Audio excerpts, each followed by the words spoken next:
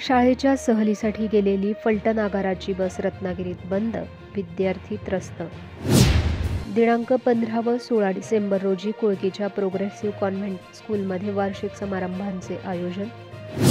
अखिल भारतीय महानुभाव परिषद ईव्हीएम विरोधातील मोर्चात सहभागी होणार नाही, महंत श्याम सुंदर शास्त्री यांची माहिती।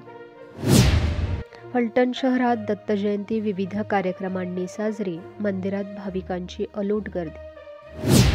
दिनांक 5 जानेवारी रोजी जोशी हॉस्पिटलच्या माध्यमातून आपली फलटण मॅरेथॉनचे आयोजन, सिने अभिनेते महेश मांजरेकर यांची प्रमुख उपस्थिती। ज्येष्ठ पत्रकार रवींद्र बेडकिहाळ यांना यशवंतराव चव्हाण सामाजिक कृतज्ञता पुरस्कार जाहीर।